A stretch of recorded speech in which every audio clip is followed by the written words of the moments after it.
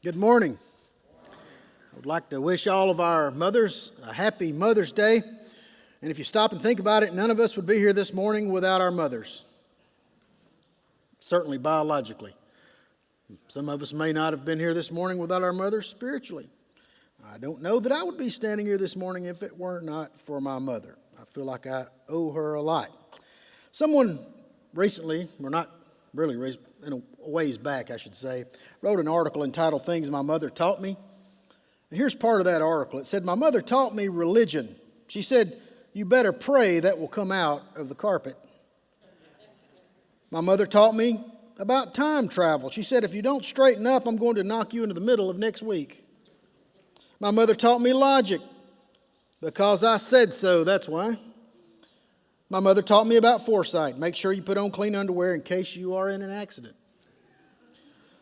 My mother taught me about irony. Keep laughing and I'll give you something to cry about. My mother taught me about the science of osmosis. Shut your mouth and eat your supper. Gotta think about that one. My mother taught me about the weather. It looks like a tornado swept through your room. My mother taught me about the circle of life. I brought you into this world and I can take you out. My mother taught me about behavior modification. Stop acting like your father. This morning, I want to talk to you about a mother in the Bible. She's somewhat of an obscure mother.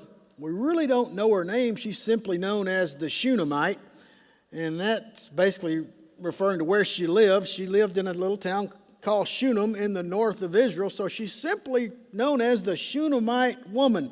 Now, the King James translation tells us she was a great woman. Some of the other translations say that she was an influential woman. Some of the others say she was a prominent woman. Some of the other translations say she was a well-to-do woman. Some say she was a rich woman. So I had to do a study on this word, great. And it was used in various ways, in various contexts of the Bible. For one, it was used of the river Euphrates. It was a great river, the Bible tells us. Or the great river in Egypt, the Nile. And it's used as the great lights that God put in the sky. It's also used of the great nation that would come from Abraham. So I like to stick with the word great because I think that fits the context very well. She was a great woman, not in the sense that she was well-to-do, but she was a great woman in that she was a woman of exceptional character. You could say she was maybe a cut above the rest. She wasn't common. She was a godly woman. She was a woman who I believe even to this day is worthy of emulating. As we shall see, she certainly was a woman who had a heart for the things of God. That's what makes a woman great. That's what makes a mother great, when she has a heart for the things of God. Now I'm going to be going from 2 Kings chapter 4 today, and I'm going to pretty much just tell you the story of the Shunammite woman and her encounter with the prophet Elisha. And we're going to see in this incident that takes place some of her character traits that I believe make her and define her as a great woman. What makes a woman great is the title of our message today. And by the way, I'm interrupting our Fruit of the Spirit series, obviously because today is Mother's Day. So let's get right to it. What made the Shunammite woman great? Well, one particular day, the prophet Elisha is kind of like a traveling preacher. He was traveling through the area, and he goes in the town of Shunem where she lives. And when she finds out he's there, she insists that he stay at her house and enjoy a meal. But Elisha kept telling her, no, I got to go. I got to go. I don't want you to go to all the trouble, etc. We don't know exactly what all he said, but he kept putting her off, and she kept persisting, maybe saying things like, well, maybe next time, I appreciate the offer, but no, I've got to go. I've really got to. But she insisted. She insisted that he come over to her house and enjoy this meal. Have you ever been around a person like that? They just insist on doing something for you. Maybe it's a meal, maybe it's a drink, maybe it's to help paying for something. I always think of my wife and her Aunt Elizabeth. You should see those two when they get together and they go out to eat. It's almost comical watching one try to pay for the other one's meal. And they'll refuse, no. And finally somebody thinks that the other person paid, but then next thing you know, somebody slips some money in the other one's purse. And so they do that kind of thing back and forth. And they just will not let the other one outdo them. They just want to do something nice for the other person. Well, that's the kind of woman I think the Shunammite woman was. She just insisted on cooking Elisha this meal. Now, I can't help but wonder what kind of meal was it. You know, he was kind of a preacher like myself, and I think, well, maybe it was fried chicken or something like that. You know, we preachers are sort of stereotyped of liking fried chicken, which I don't mind because I like fried chicken. Maybe she cooked him some. I don't know if they ate fried chicken back then. Maybe it was something on pita bread. Maybe it was a gyro or something like that. Some kind of meal she cooked for him. And the reason I want to keep talking about it is because it apparently was pretty good. It was a good meal. He enjoyed it because every time he was back in town, he was over at her house for a meal. So apparently the Shunammite woman was not only a godly woman, but she was also a godly woman who could cook. Well, eventually, she took her generosity up a notch. She suggested to her husband that they build a room on top of their home so the prophet Elisha could stay in that room whenever he came through town. And so they built this room, and they put a bed in there, and they put a table in there, and they put a chair in there, and they put a lamp in there so he could have a place to study, he could have a place to sleep and eat and rest whenever he was in town. So not only was she hospitable and fed this guy, they even went so far as to build a little room under their house so he could live there with them whenever he came through town. Well, one day when he had come through town, he went upstairs to his room as usual. And he's laying there and he's thinking about how nice this family has been to him. So he asks his helper, this guy that hung around with him, kind of helped him. I get the idea that Elisha's a little older than this helper. His name's Gehazi. And I get the idea that Gehazi's kind of a guy that's in shape and runs and does, kind of a go fetch it for the prophet. And he tells Gehazi, summon the Shunammite woman. So Gehazi goes and calls down to her from upstairs. And as he's standing at the top of the stairs and she makes her way to the bottom of the stairs, Elisha directs him to say this: you have gone to all this trouble for us. Now what can be done for you? Can we speak on your behalf to the king or the commander of the army? He's basically saying, here's a blank check. What do you need? You've gone to all this trouble for us. You're feeding us and housing us and being so kind to us. What can we do in return? You know, we've got a little pool at the palace. We know the king. We even know the commander of the army. What do you need? Now, we don't know what all was said and what all back and forth. I don't think the Bible contains every single word of that conversation. And it's almost implied that Elisha is offering her maybe even a new home. Maybe he's offering her a nicer place.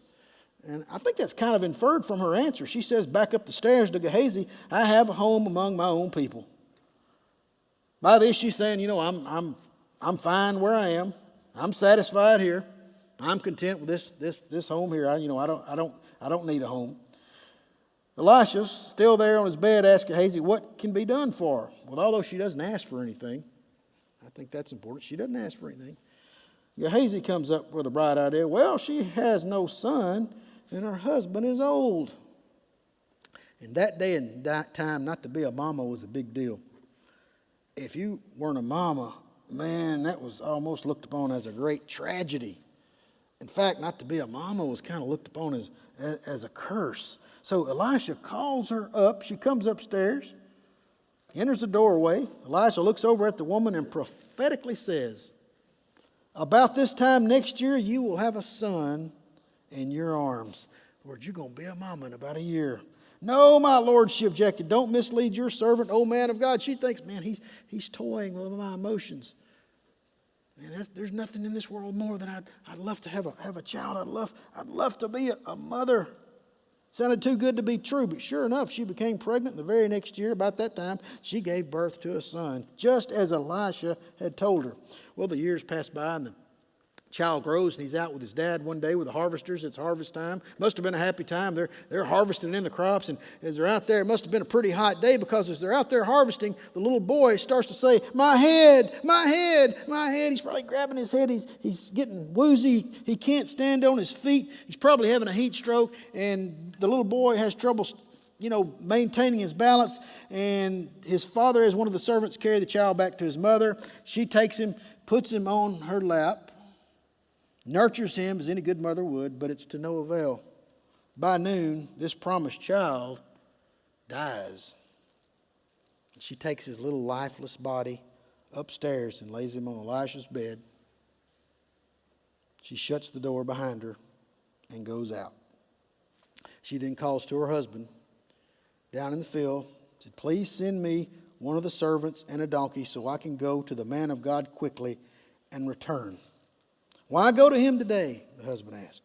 "It's not the new moon or the Sabbath." In other words, this isn't a holiday of any kind. Why are you going to go bother him? He's not in town. He's out doing ministry. He's out doing his work. She responds simply by saying, "Shalom." We see that in the New American Standard Bible, which means simply peace. It's another way of saying, "It will be well." Now think about that. Her child has just apparently had a heat stroke, passed away and died, and she's sending word to her husband. And she's saddled the donkey, and she's instructed the servant to lead on. But her attitude is shalom. It will be well. Eventually she arrives in the Mount Carmel area where Elisha is. He sees her coming in the distance, and he says to Gehazi, "Look, there's the Shunammite. Run to meet her and ask her, is everything all right? Is your husband all right? Is your child all right?" When Gehazi gets to her, she goes right on by him saying, "Shalom." Again, she's saying, "It will be well." She doesn't want to stop and talk to the middleman. She wants to go right to the prophet himself. And she gets to where he is. She falls at his feet and takes hold of them. So she's there grabbing a hold of his feet. I mean, she's probably looking like she's in sheer desperation, because she is. This gesture indicated extreme humility. She's grabbing his feet. And as she's there, Gehazi comes over to push her away. Elisha says, "Leave her alone. She's in bitter distress. But the Lord has hidden it from me and has not told me why."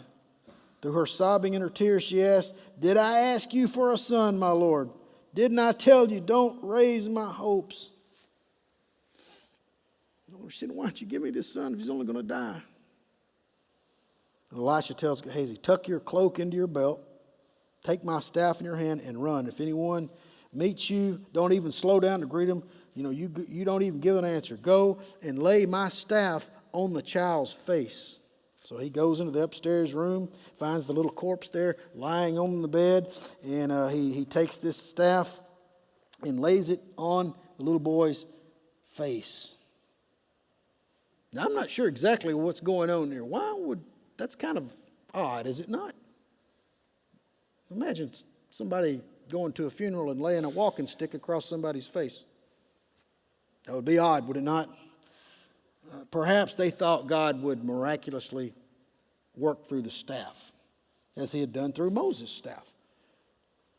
Go back sometime and read what all Moses did with that staff. I mean, he raised it over the Red Sea and it parted. I mean, threw it down, it turned into a snake. He did all kind of things with the staff. Maybe they thought the staff was going to have some kind of magical abilities. Maybe the staff was merely symbolic, indicating that Elijah and his miraculous powers were on the way. From what I understand, in biblical times, the staff was a symbol of a man's power and prestige. It's even been suggested that the staff was laid across the boy to prevent him from being buried. We don't exactly know why, but whatever the case, the staff was laid across his face, and he didn't come to life. So when Elijah reached the house, he went up to the room, found this lifeless little boy there with the staff laid across his face. He shut the door behind him, and he prayed to the Lord. Then he got down on the bed on top of the boy. Now picture this. He lay down on top of that little boy. As the Bible says, mouth to mouth, eyes to eyes, and hands to hands. He stretched himself out upon him. The boy's body grew warm. It seems to be what he was trying to do all along, warm the body up. Then Elijah got up, turned away, and walked back and forth in the room. Back and forth he walked, probably concentrating, probably in prayer to God, asking God to heal the little boy, bring him back to life. Then he got back on the bed, stretched himself out upon the boy once more. Then the boy sneezed 7 times and opened his eyes. Sneezing indicated air was back in his lungs and he was alive. And I think the number 7 is probably there for symbolic reasons, 7 being the number of completion. Indicate that this was a complete work of God. The little boy is raised back to life. Elisha summons Gehazi, call the Shunammite, and he did. And when she came into the room, he said, take your son. She came in, fell at his feet, bowed to the ground in gratitude, then took her son and went out. Don't you know she was a happy woman? She got her little boy back. So, back to this idea of the Shunammite woman. What made her great? What made her such an honorable woman? What was it about her? Well, when I survey this incident that took place, I can see at least 5 character traits that stand out to me. Now, we don't know everything about this woman. We know very little about this woman, but I do think we get a pretty good idea of what kind of person she was just by this incident.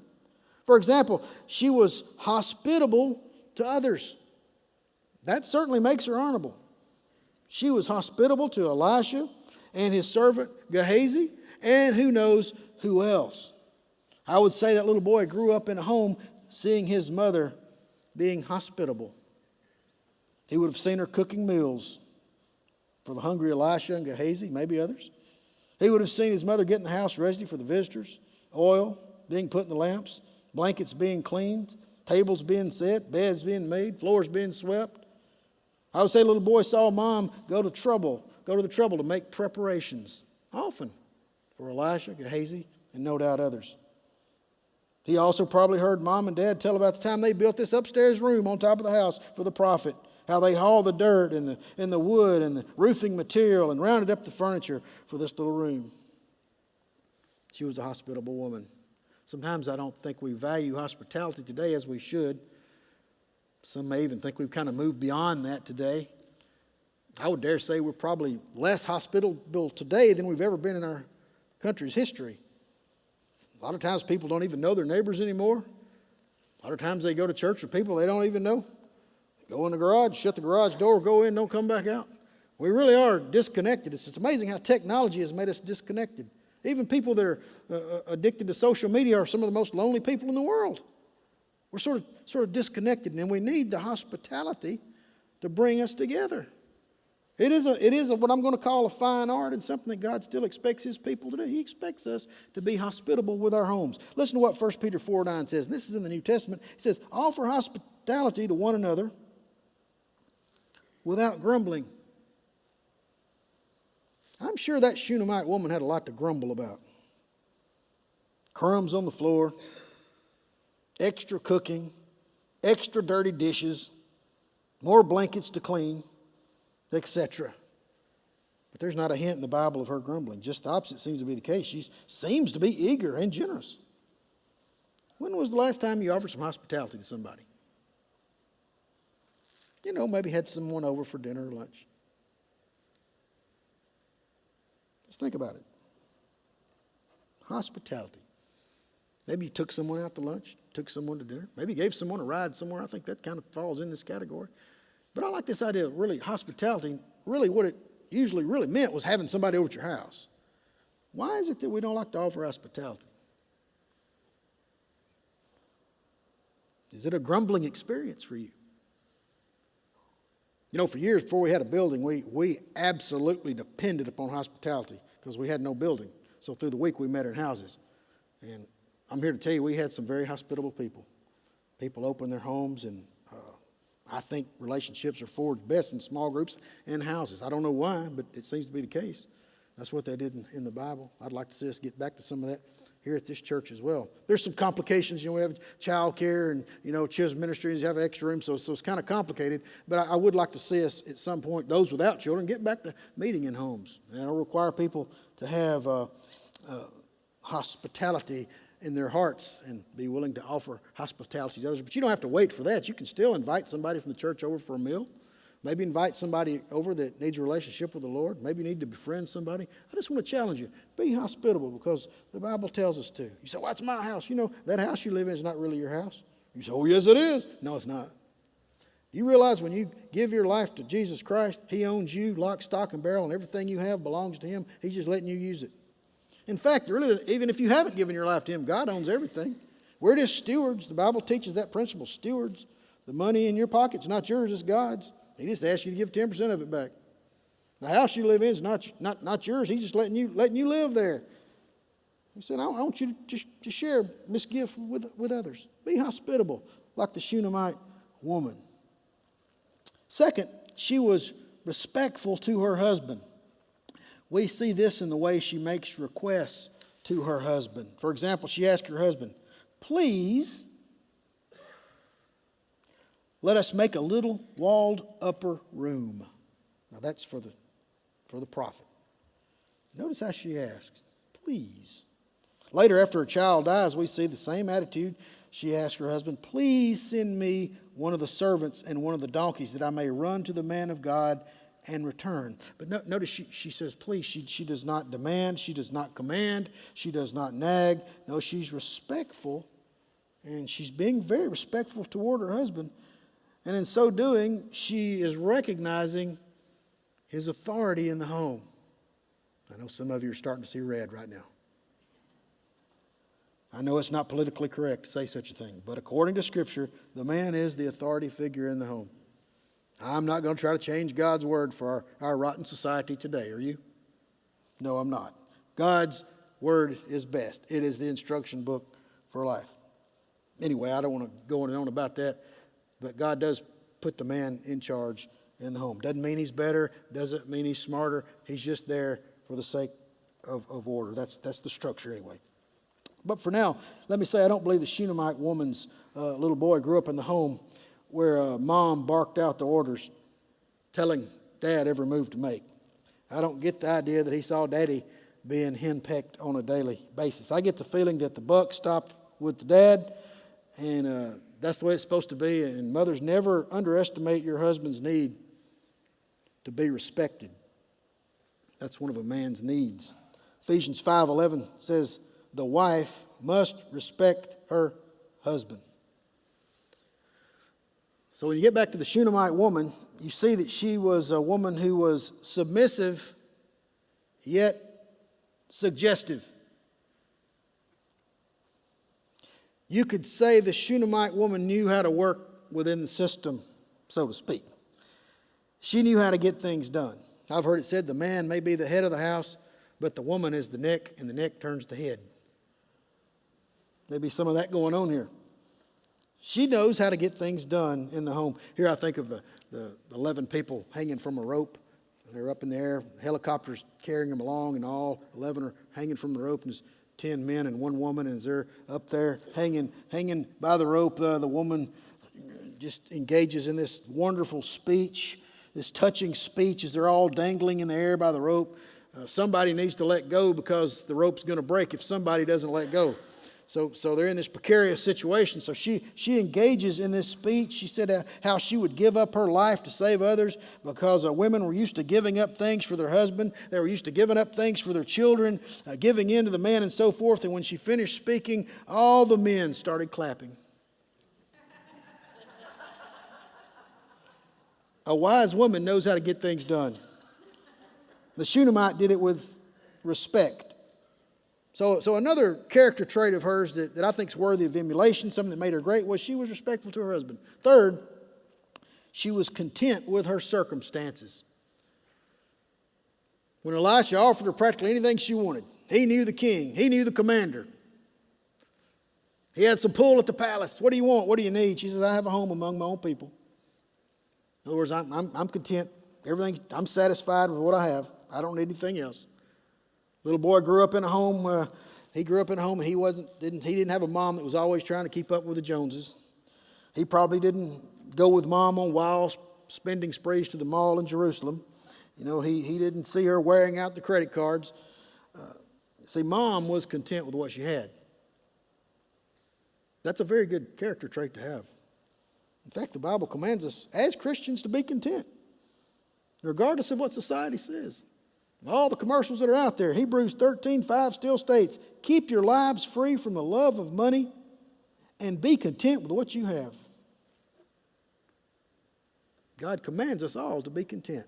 And we see that with the Shunammite woman. Fourth, she was trusting in her God. I believe the little boy grew up in a home where he saw mom actively putting her trust in God, specifically when it came to her problems. Remember, just after her son died, the husband was curious why she was going to find Elisha. And again, she says, "Shalom." In other words, it will be well. We see she's a woman of faith. But she wasn't just a woman of faith, she was also a woman of action. She acted. She was persistent. She finds the prophet, goes to him, will not be stopped until she gets there and grabs hold of his feet, telling him her problems. Gehazi tries to stop her. She says, shalom, shalom again. It's going to be well. I don't get the idea that this was a woman that was paralyzed with worry, but rather she is a woman who has faith that all is going to be well, that God's in control. But she just didn't sort of put it in God's hands and leave it there. She had faith, but she acted as well. She saddled the donkey. She sought a work from the Lord. And when she found Elisha, she would not leave him until he acted. There's a certain tenacity about her faith that I admire. She believed and would not give up. Sometimes we as Christians, we need to saddle our donkey as well and go forth in faith. Whatever obstacle comes before us, have faith in God. Take that problem to God, but also act. Do all you can, but trust that God's going to act as well. Like that persistent widow in Luke 18:5. So another character trait that made the Shunammite woman great was that, she was a woman that trusted in her God. And lastly, she was thankful for her blessings. We see that in the way she reacted after her son was raised from the dead. She fell at Elisha's feet and bowed to the ground. This was a gesture of extreme thanks for what the Lord had done through the prophet. She could have taken her son and just left the room, not said any more about it. She could have had sort of a spiritual entitlement mentality. God owed this to me. I had it coming. I deserved it. But she didn't seem to have that attitude. She was very thankful for what God had done for her. I believe it's safe to say that her son grew up in a home where he saw mom being thankful for her blessings, all the blessings that God had bestowed upon her. Of course, Jesus himself talked about the importance of being thankful. With the 10 lepers, that were healed, only one returned to say thanks. And Jesus said, where are the other 9? The Lord does expect his people to be thankful. So let's not be that way. Let's not be people who have an entitlement mentality when it comes to God's blessings. Let's be people who are thankful. Colossians 3:15 simply states, be thankful. There's a lot of ideas out there what makes a mom great, but I think we see in the Shunammite woman what truly makes a mother great in the Lord's sight.